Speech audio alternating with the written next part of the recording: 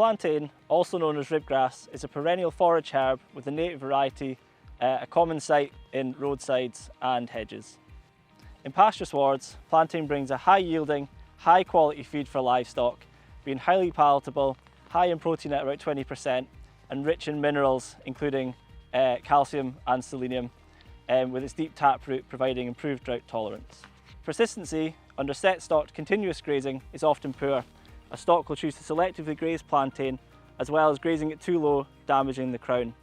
Likewise, grazing during winter or during wet periods is also best to avoid, as this will lead to damage to the crown.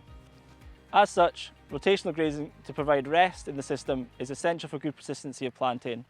Added to a conventional ryegrass and white clover sward and managed on a conventional rotation, say 21-day rest, 3-day graze, entry heights of say 8 to 10 centimetres with a residual of 4 to 5 centimetres, we can often expect, although very variable, say 2 to 4 years persistency with the plantain.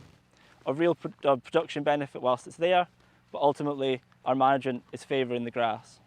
We can, however, better manage plantain as well as plants such as red clover and chicory by increasing the rest period, with a New Zealand guideline of adding 6 to 10 days onto what would be a conventional grass rotation at that time of year. Ultimately, to provide increased rest and ability to build root reserves up before the next grazing, targeting grazing plantain at 6 to 7 leaf stage. This is further promoted by increasing our residual to no lower than 6 centimetres to avoid damaging the crown, and also moving to more frequent shifts to reduce selective behaviour by stock. So I've got plantain in the sward here because it's a really highly digestible plant, and it's also really palatable, so the stock will eat plenty of it, and it's really nutritious for them. So it's about growing kilos of live weight here with these rams, and it makes a really good fit into that sward.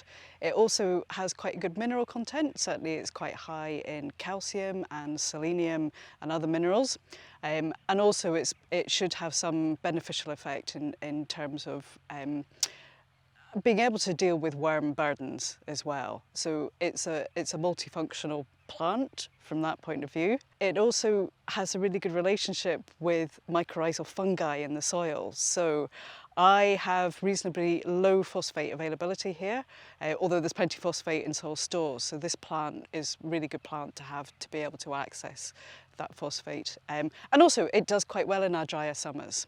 So it's a great plant to be able to fill a feed, particularly in dry summers. It's really nutritious and we can get really good growth rates off the stock here. So I manage the sward for grazing on daily shifts. So I find that daily shifts works really well because the stock really love to eat. It's a really palatable plant, they really love to eat it, but I don't want to overgraze it. So daily shifts allows me to really control that grazing and find that I don't lose plantain. Because persistency is one of the main issues with plantain. The plant normally only lasts for 3 to 4 years. So also what I've trialled here is in its first full year, so the year after it was sown, I've allowed it to set seed, just in order to build up a seed bank here. So that seems to be working really well. I'm now in my 4th year of grazing here, and there's a lot of young plantain plants in there, so it looks as if it may be a good opportunity to allow it to set seed and allow me then to have a slightly longer persistent sward with the plantain in it.